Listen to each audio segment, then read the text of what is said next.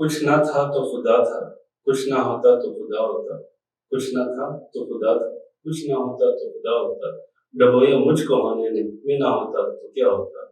औज़ु बिल्लाहि स्समीउल अलीम मिनश शैतानिर रजीम, बिस्मिल्लाहिर रहमानिर रहीम। आगाज़ मालिक अर्ज़ व समा के बबरकत नाम से जो हर चीज़ पे कादिर है, जो कहता है कुन तो हो जाता है फयकून। अर्ज़ टीवी के मौज़ूद नाज़रीन को प्रोग्राम मैं हूँ पाकिस्तान के मेज़बान मलिक ताहिर की जानिब से मोहब्बत भरा सलाम। मौज़ूद नाज़रीन, अगर हम बात करें आज के मेहमान की तो किसी भी तारुफ़ की मोहताज नहीं है। अगर हम बात करें तालीम की, अगर हम बात करें समाजी खिदमत की, या अगर हम बात करें गरीबों के हकूक़ की जंग लड़ने की, तो इनका नाम हर सतह पर सबसे अव्वल आता है। और इन्होंने अपने आज को अपने सूबे के लोगों के कल के लिए वक्फ कर दिया है। इन्होंने अपने सकून को लोगों के सकून के लिए ख़त्म कर दिया है। ये वो हैं जो आज के वक्त में प्रीमियर पब्लिक हाई स्कूल की डायरेक्टर हैं। ये वो हैं जो आज के वक्त के कामयाब यूट्यूबर हैं। ये वो हैं जो 500 से ज़ायद बच्चियों को मुख्तलिफ कोर्सेज़ करवा चुकी हैं, जिनमें ब्यूटिशन, डेकोरेशन और इस तरह के लातादाद कोर्सेज़ हैं, जिनमें न सिर्फ इन्होंने कोर्सेज़ मुकम्मल करवाए बल्कि आज वो एक अच्छी और कामयाब ज़िंदगी भी गुजार रही हैं।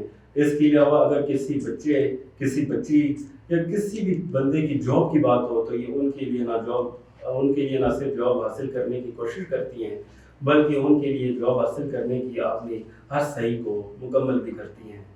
इन्हीं के लिए इल्लामा इकबाल ने क्या खूब कहा है, पलटना झपटना झपट कर पलटना, पलटना झपटना झपट कर पलटना, पलट कर झपटना के लहू गर्म रखने का है एक बहाना। तो नाज़रीन, आज की हमारी मेहमान है फौजिया शहजाद साहिबा। मैं आज के इस प्रोग्राम में इनको खुश आमदीद कहता हूँ। थैंक यू फौजिया शहजाद साहिबा, मैं आपका सबसे पहले शुक्रिया अदा करता हूँ कि आपने कीमती वक्त में से वक्त निकाला हमारे चैनल के लिए। बहुत शुक्रिया। फौजिया साहिबा, मैं सबसे पहले ये चाहूँगा कि आप हमारे नाज़रीन को अपने बारे में कुछ बताएं, अपना एक ब्रीफ इंट्रोडक्शन दे दें उनको। जी बिल्कुल। सबसे पहले तो बिस्मिल्लाहिर्रहमानिर्रहीम, अस्सलाम वालेकुम हाज़रीन और नाज़रीन। मेरा नाम फौजिया शहजाद है और जैसा कि सर ने बताया, मैं director of premiere public high school की एक डायरेक्टर हूँ। मैंने अपना सोशल सर्कल स्टार्ट किया बिल्कुल ज़ीरो पॉइंट से लेके, यानी कि फ़र्स्ट ऑफ ऑल यहाँ पे 2000 तकरीबन 2-3 में मैं लाइक एक प्राइवेट स्कूल की टीचर थी। स्कूल का नाम नहीं मेंशन करना चाहूँगी। अच्छे हाई-फाई स्टैंडर्ड्स के लोग वहाँ पर आते थे और अपने बच्चों को एजुकेशन देते थे। वहाँ से मुझे एक दिल में दर्द सा उठा, गरीबों के लिए एक बर्निंग इशू स्टार्ट हुआ कि जब मैं वहाँ पर जॉब करती थी तो गरीब के पेरेंट्स को उस स्कूल में आने की भी इजाज़त नहीं थी। हमारे कोयटा ही सिटी के ये स्कूल हैं। तो मैंने तकरीबन 2 इयर्स वहाँ पर वर्कआउट किया और वर्कआउट में मैंने ये सीखा कि क्यों ना इन लोगों के लिए काम किया जाए जो वाकई एजुकेशन के हकदार हैं, जो पैसे पर तालीम को नहीं खरीदते। मैंने उनके लिए वर्कआउट करने का सोचा और मैंने उस स्कूल को क्विट कर दिया और मैंने अकेडमी स्टार्ट की, क्योंकि किसी भी चीज़ को स्टार्ट करने के लिए पहले आपको एक बेहतरीन सा फाइनेंस चाहिए। तो मैंने बताया कि मैंने ज़ीरो से काम स्टार्ट किया था, तो इसलिए मैंने सबसे पहले एकेडमिक सेशन घर पर स्टार्ट किए। 2-3 साल में मैंने बहुत से सेशन लगाए जिसमें मैं मोटिवेशनल प्रोग्राम्स, ट्रेनिंग्स करती थी, ट्यूशन सेंटर्स करती थी, लैंग्वेज की क्लासेस लेती थी और इसके साथ साथ हमारा नॉन एजुकेटेड तबका, स्पेशली हमारे कोयटा सिटी की वो गर्ल्स, वो स्टूडेंट्स जो डेली की रूटीन पर स्कूल, कॉलेज, यूनिवर्सिटीज ज्वाइन नहीं कर सकती थी, तो उनके लिए मैंने ये सोचा कि एक ट्रेनिंग सेंटर ऐसा सिलाई, कढ़ाई, दस्तकारी का हो गया, एजुकेशन के हवाले से लैंग्वेजेस का हो गया, या नई रोशनी स्कूल्स जो पहले स्टार्ट होते थे उन पे मैंने वर्कआउट किया कि मैं इन लड़कियों को कम से कम रीड और राइट करना तो सिखा दूँ, एजुकेशन को सपोर्ट करूँ और स्पेशली वो लड़कियाँ, वो गर्ल्स जो घर से नहीं निकल सकती, उनके लिए भी कोई ना कोई काम।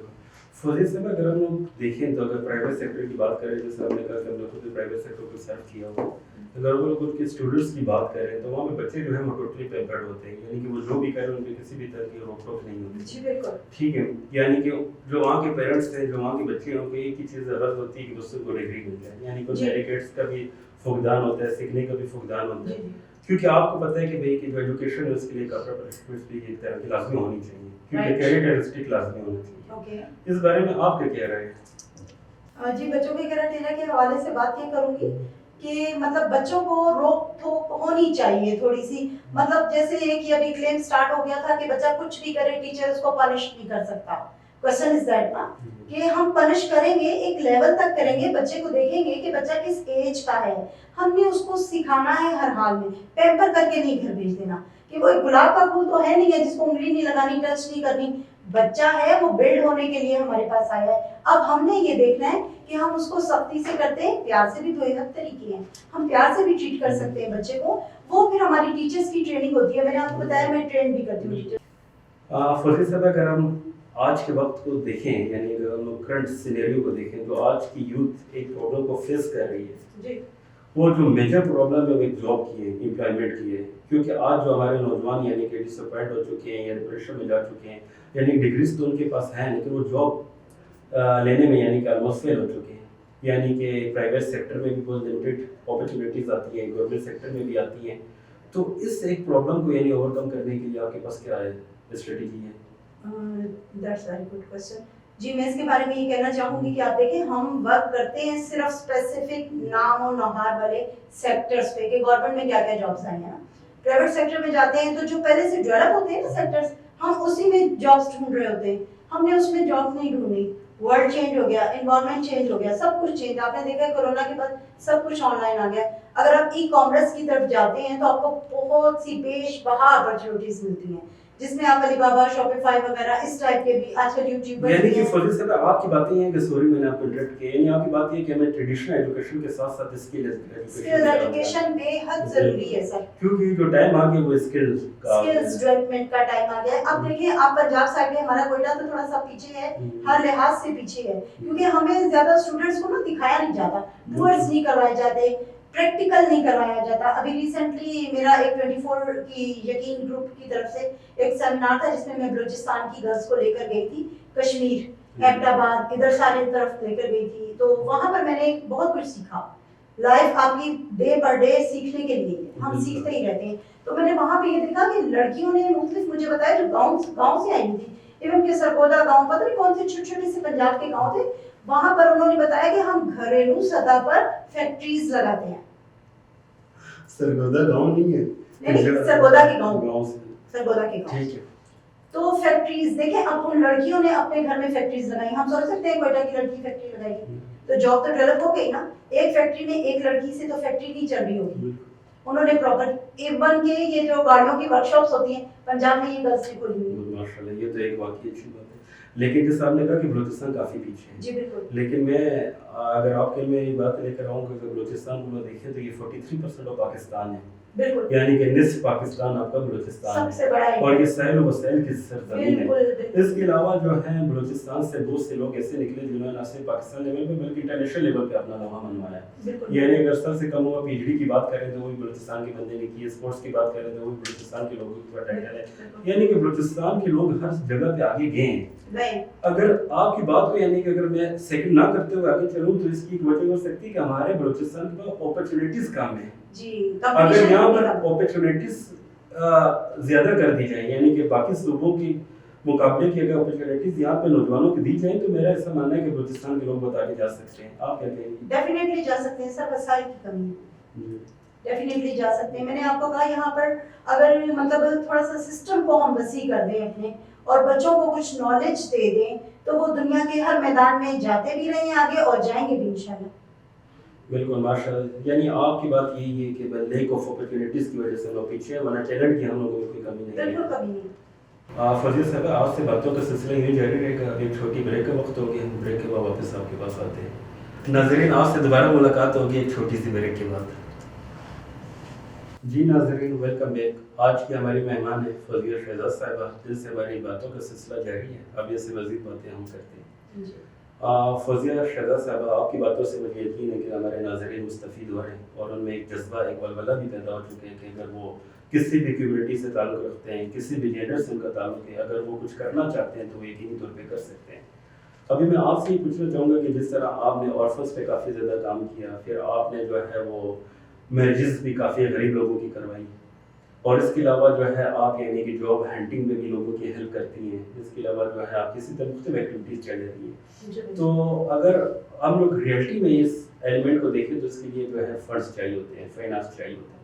پھر جس طرح آپ نے بتایا کہ آپ اپنی مدد آپ کے تحت یہ کام کر رہی ہیں, کسی بھی این جی او سے آپ کا یعنی کہ فنڈنگ کی سورس نہیں ہے, گورنمنٹل لیول سے آپ کوئی ایڈ نہیں لے رہی, تو آپ یہ جو فائنینشیل نیڈس ہیں آپ ان کو کس طریقے سے فلفل کرتی ہیں؟ میں نے یہ بتانا چاہ رہی تھی, بالکل میں اس طرح ہے کہ اپنی مدد آپ کے تحت سب سے پہلے تو میں اپنی فیملی سے سپورٹ لیتی ہوں, لائک اپنی سسٹرس وغیرہ سے سپورٹ لیتی ہوں کہ دیکھیں ہم نے کہیں بھی کچھ بھی زکوٰۃ خیرات کرنی ہوتی ہے, کسی کو بھی ہم دیتے ہیں تو ہم ایسی جگہ کیوں نہ انویسٹ کریں جہاں پر ایک بچہ بلڈ اپ ہو جائے اور یہ ایک صدقہ جاریہ بن جائے ہمارے لیے. میرے ہسبینڈ بھی مجھے سپورٹ کرتے ہیں, ایون کہ اب تو میرے بچے بھی مجھے سپورٹ کرتے ہیں. میں اپنی بیٹی کو اپنے بیٹوں کو اپنے ساتھ رکھتی ہوں, لائک میرے بچوں نے ایجوکیشن بھی میرے اسکول سے لی ہے, میں نے ان کو ایکس وائی جگہ پہ نہیں لایا. یعنی آپ نے اس کوٹیشن کو بالکل سچ کر دیا ہے کہ چیریٹی بگنز فرام ہوم. جی بالکل, سب سے پہلے کوئی بھی آپ کام کرتے ہیں اپنے گھر سے اسٹارٹ کیا. اگر ہم لوگ کسی چیز کو دیکھیں, یعنی کہ جس طرح آپ نے کہا کہ آپ جس سیکٹر میں کام کر رہے ہیں وہ ایک سوشل ڈیولپمنٹ کا سیکٹر ہے, ایک سوشل ویلفیئر کا سیکٹر ہے. آج کے وقت میں لوگ اپنے آپ کے لیے جیتے ہیں, یعنی کہ ان کی اپنی ایک سیلفشنس اتنی زیادہ ہو چکی ہے کہ اگر کسی بندے کی 3 روٹیاں ہوں, اس کو ایک چوتھی روٹی کے لیے آفر کی جائے تو وہ اسی ٹائم لے لیتے ہیں. لیکن اگر آپ کو دیکھا جائے تو آپ کی فیملی کو دیکھا جائے تو بلکہ وہ اپنے حصے کی بھی جو یعنی کہ ان کی بریڈ ہے یا ان کے جو فنڈز ہیں, جو ان کے ریسورسز ہیں, وہ کمیونٹی کے لیے یعنی کہ وقف کر رہے ہیں. تو اس کے پیچھے کیا ریزن ہے؟ سر دیکھیے, آج نہیں ہے کل بھی ہے ہمارا. آج ہم زندہ ہیں, کل ہم نے مرنا بھی ہے. تو میں کہتی ہوں کہ زندگی کے تمام جتنے پڑاؤ ہمیں آتے ہیں ہم گزارتے جائیں, لیکن کل ضرور یاد رکھیں. تو اپنے کل کو یاد رکھتے ہوئے یہ میں انویسٹ کر رہی ہوں اپنی آخرت کے لیے. بالکل.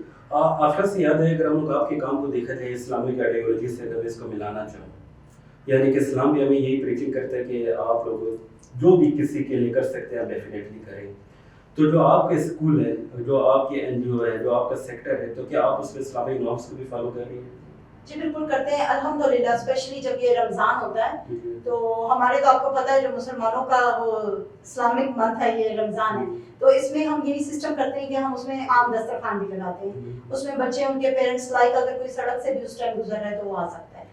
فضل صاحب, لیکن ایک چیز دیکھیں کہ ہم لوگ آگے ہیں اسلامک آئیڈیالوجی میں, یعنی کہ بینگ مسلم یہ تو ہمارا ایمان ہے کہ اسلام سب کچھ ہے الحمدللہ. لیکن اگر اب یہ میں دیکھوں تو ناظرین کے حوالے سے ایک سوال میرے مائنڈ میں آ گیا, کیونکہ جس کمیونٹی میں ہم لوگ رہتے ہیں, جس سوسائٹی میں ہم رہتے ہیں, وہاں پہ کہا جاتا ہے کہ جو فیمیل ہے, جو عورت ہے, جو لڑکی ہے, یعنی اس کے پردے میں رہنا چاہیے, یعنی وہ گھر میں رہے, وہ چار دیواری میں رہے, وہ کوئی بھی کام نہ کرے. تو کیا آپ اسلامک پوائنٹ آف ویو سے یعنی کہ ہمارے ناظرین کو اتنا موٹیویٹ کر سکیں گے, انہیں کوئی لاجک دے سکیں گے کہ جو آپ کام کر رہی ہیں, جو یعنی کہ فیمیل ڈیولپمنٹ کی کام ہے, جو فیمیل پروگریس کی کام ہے, وہ بالکل ٹھیک ہے؟ جی بالکل. میں دیکھیں سب سے پہلے میں بھی جانتی ہوں اور آپ سب بھی ماشاءاللہ مسلم ہیں, جانتے ہیں, ہماری آڈینس بھی کافی تقریباً میں کہتی ہوں 80% مسلم ہے. تو میں یہ سمجھتی ہوں کہ اگر آپ کسی بھی پرسنالٹی کو نہ دیکھیں, جسٹ یہ مجھے بتا دیں کہ قرآن پاک کی کس سورت کے ترجمے میں یہ بات ہے کہ عورت 4 دیواری میں رہے, گھر سے باہر نہ نکلے, یہ مجھے بتائیں. اور سیکنڈلی حضرت خدیجہ آپ کے پاس بہترین مثال ہے, تجارت کا کام کرتی تھی, حضور صلی اللہ علیہ وسلم کے نکاح میں آئی, حضور صلی اللہ علیہ وسلم نے منع نہیں کیا, اس کے باوجود انہوں نے اپنا بزنس کیا اور بلکہ اس عورت کو پسند کیا. ہمارے حضرت محمد صلی اللہ علیہ وسلم نے اس عورت کو پسند کیا جو بزنس مین تھی. تو پھر اسلام نے ہمیں کہاں منع کیا؟ یعنی کہ اگر اسلامک نارمس کے مطابق ہم لوگ کوئی بھی کام کرے تو وہ یقینی طور پہ غلط نہیں ہے, کیونکہ اللہ پاک نے جو ہے ہمیں راستے بتائے ہوئے, اسلام ایک مکمل ضابطۂ حیات ہے. تو اگر ہم لوگ کسی بات کو کنٹینیو کر رہے ہو, میں آپ کی بات کو سیکنڈ کرتے ہوئے اگر میں جاؤں تو یعنی کہ اگر ایک فیمیل ٹیچر ہے تو وہ فیمیل اسٹوڈنٹس کے لیے بیسٹ ایسیڈ ہے, اگر فیمیل ڈاکٹر ہے تو وہ فیمیل پیشنٹس کے لیے بیسٹ ایسیڈ ہے. یعنی اس کا مطلب یہ ہے کہ اگر ہم لوگ فیمیل کو ٹرین کرتے ہیں, ایجوکیٹ کرتے ہیں, ٹرین کرتے ہیں, تو اس کا فائدہ ہماری کمیونٹی کو ہی ہے, ہمیں ہی ہے. بالکل ہے. لیکن دیکھیں ضرورت پڑنے پر اس کی مثال ایک ایسے دوں گی, کربلا کے میدان میں جب ضرورت پڑی تھی تو ہماری جو بیویاں تھیں انہوں نے میل کی بھی مرہم پٹی کی تھی. آپ اس چیز کو بھی فوکس کریں, فیمیلز کی تو کرتی ہیں, بالکل ٹھیک ہے. اسپیشلی فرسٹ آف آل میں یہ کہتی ہوں کہ گرلز کو گرلز کے ساتھ کمیونیکیشن میں رہنا چاہیے, میل کو میل کے ساتھ رہنا چاہیے, یہ بہت اچھا ہے. لیکن آج کا جو ہمارا معاشرہ ہے وہ کافی چینج ہو چکا ہے, بہت کچھ بدل چکا ہے. تو آپ کسی ایک چیز کو نشانہ نہ بنائیں کہ یہ کام ایسے ہے تو ایسے ہو ہی نہیں سکتا. اپنی لمٹ میں رہیں, 4 دیواری میں نہیں رہ سکتی, چادر میں تو رہ سکتی ہے نا. اپنے دوپٹے کا خیال رکھیں, کیونکہ اگر وہ سوشل میڈیا کے پلیٹ فارمز کو دیکھیں تو وہاں پہ یعنی کہ لمیٹیشن کی وائلیشن کی جا رہی ہے. بالکل اسی طرح فضل صاحب ابھی میں کچھ آپ کی پرسنل لائف کی طرف آنا چاہوں گا کہ آپ ناظرین کو اپنے ایجوکیشن بیک گراؤنڈ کے بارے میں بتائیں. سر میں تو لاہور سے میں نے بیچلر کیا ہے اور اس کے بعد DCS کمپیوٹر سائنسز کیا ہے میں نے, اور دین اگین میری شادی کوئٹہ میں ہوئی اور اب میرا باقی سارا سیکٹر کوئٹہ میں ہی چل رہا ہے. فضیہ صاحبہ, اگر ہم لوگ آپ کی یعنی کہ ایک دن میں 24 آورس ہوتے ہیں, 24 آورس کا اگر میں آپ کو اسکیجول دیکھوں تو اسکول بھی ہے, ایکٹیویٹیز بھی ہیں, سوشل کام بھی ہیں, فیملی بھی ہے, بچے بھی ہیں, تو یہ سب کچھ کیسے مینیج کرتی ہیں؟ آپ کے لیے پرابلم نہیں ہوتی؟ میں ہر چیز کو ڈیوائڈ کرتی ہوں.